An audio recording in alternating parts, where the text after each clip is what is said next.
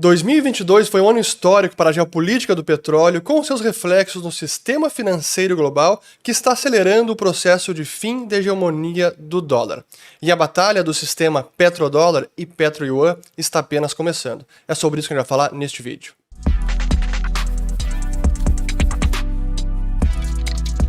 Antes de começar o vídeo, um breve recado, porque sim, estamos abrindo uma nova turma do curso Ciclos de Mercado, agora em março. Então, se você quer dominar os ciclos, entender os indicadores, não ser uma vítima do vai e vem da economia e da política, e assim tomar decisões financeiras muito mais convictas, não perca essa oportunidade, link na descrição do vídeo, pré-inscrição. Então, março, nova turma, Ciclo de Mercado. Agora sim, fiquem com o vídeo.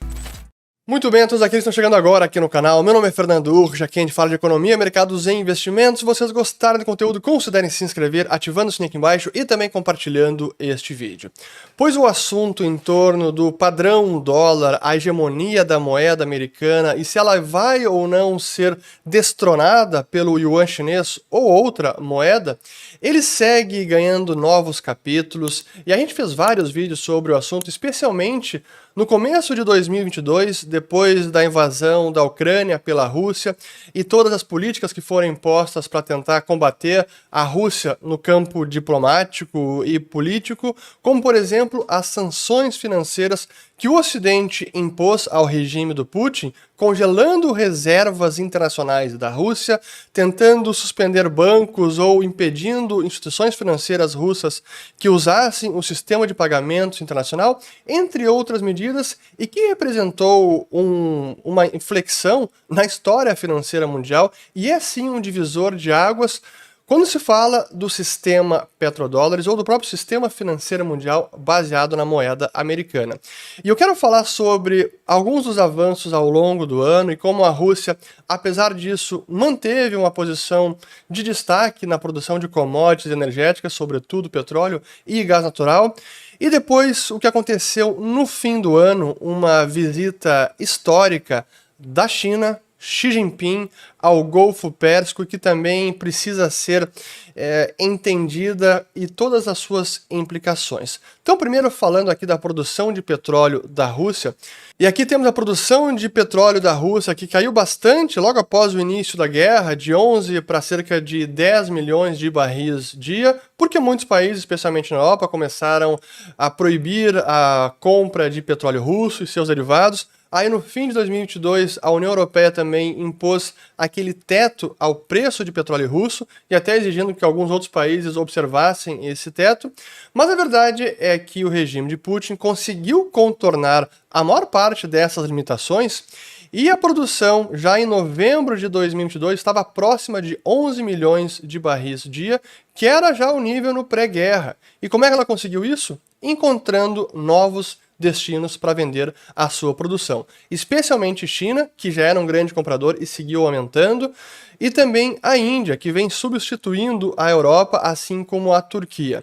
Se bem é verdade que parte desse petróleo e até alguns derivados acabam depois encontrando seu caminho para a Europa. Então vão para a Turquia ou vão para a Índia, de alguma maneira encontram e chegam até a Europa. É um pouco da hipocrisia que a gente vê na geopolítica mundial. Mas enfim, a verdade é que China e Índia foram os grandes beneficiados. Aqui as importações pelos navios tanque saindo da Rússia para a Europa, que realmente reduziram bastante ao longo de 22, e especialmente a Índia, que foi o grande beneficiado, até mais do que a China, inclusive porque os dois países estão comprando petróleo russo que está sendo negociado no mercado com um desconto em relação ao barril de Brent, cerca de 25 dólares na maior parte do ano de 2022. Então, realmente, aí são os dois países que se beneficiaram. E, por fim, não apenas petróleo, mas a Rússia também tem vendido mais gás natural liquefeito para a China. Aqui o aumento de janeiro até setembro de 2022.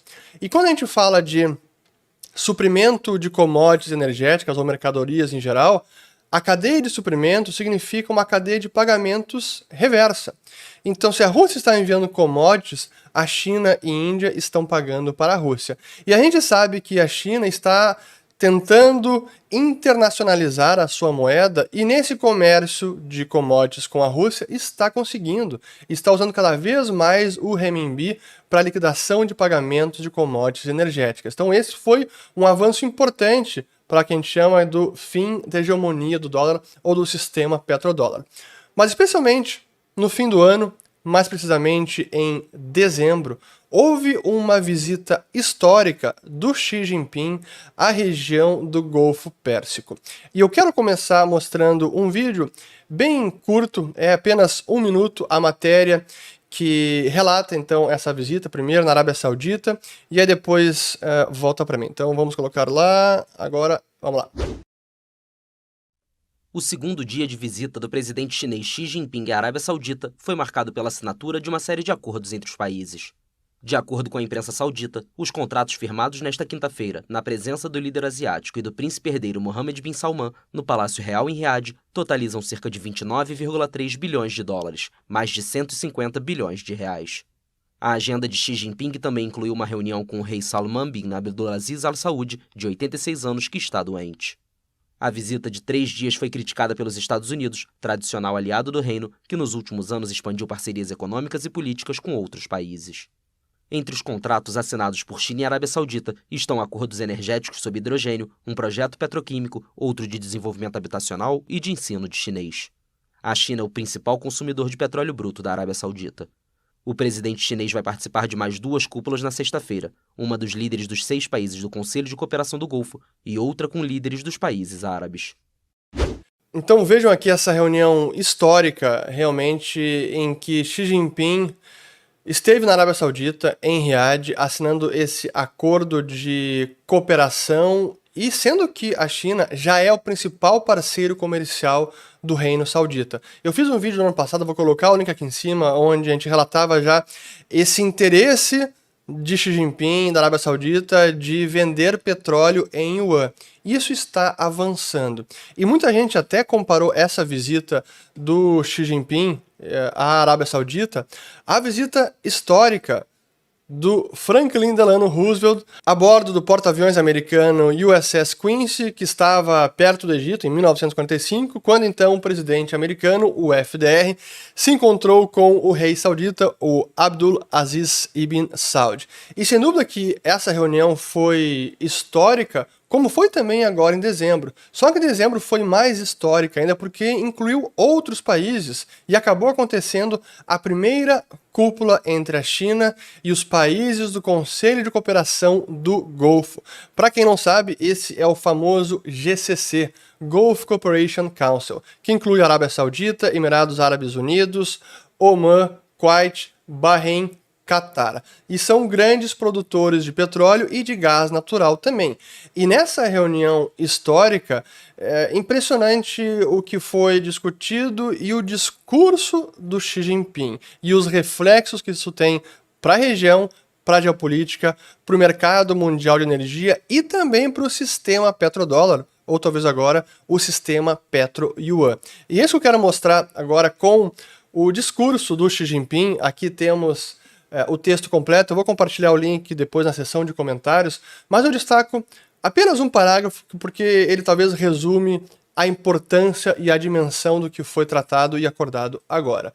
Então aqui diz o seguinte: colegas, Xi Jinping, nos próximos 3 a 5 anos, a China quer estar pronta para trabalhar com o GCC, os países do GCC, nas seguintes áreas de prioridade.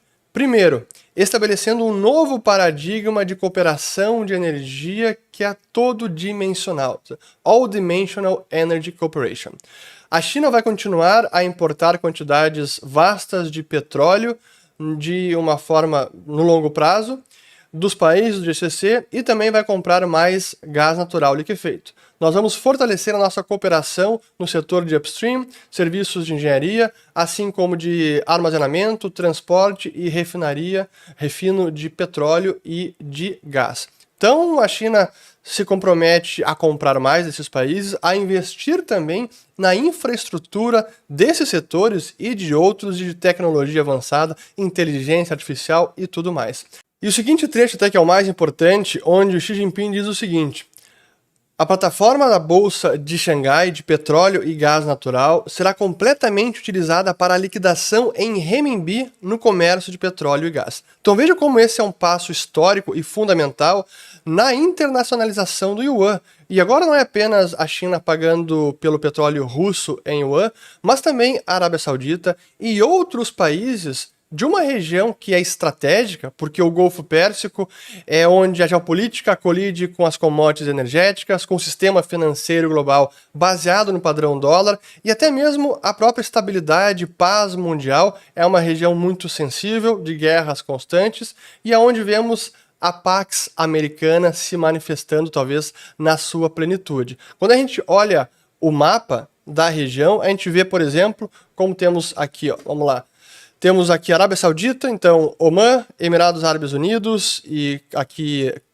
Doha, né, a capital do Catar, e Bahrein, que é apenas uma ilha pequenininha, e Kuwait. Todos países muito relevantes na produção de petróleo e gás natural, e sendo que toda a produção ela acaba sendo escoada aqui por estreitos importantes, como no Estreito de Hormuz, aí passa pelo Golfo de Omã, Mar Arábico, aqui no Golfo de Aden, e é uma região onde os Estados Unidos têm a presença militar fortíssima. Então imaginem pela ótica da China, que precisa garantir o fornecimento de petróleo, passando por essas rotas, até passa pelo Estreito de Malaca e chegando na China. Enquanto os Estados Unidos têm bases militares por todos esses países e controlando boa parte desses estreitos que são estratégicos, não apenas para a China, para muita gente, mas em especial para a China, porque ela importa petróleo, é o maior importador de petróleo do planeta todo. Então, quando a gente olha sob uma perspectiva de geopolítica e até tenta entender para onde vai o conflito, a tensão entre China e Taiwan, não é tão simples assim uma invasão de Taiwan, por todos os reflexos geopolíticos que isso pode gerar. Quais as respostas que o Ocidente poderia dar, de repente não, com certeza, bloqueando algum estreito ou impedindo que a China mantivesse as linhas de suprimento de petróleo abertas e constantes. Mas enfim, então esse é o momento atual que temos, onde foi um passo dado em dezembro pela China, Arábia Saudita, os países do GCC.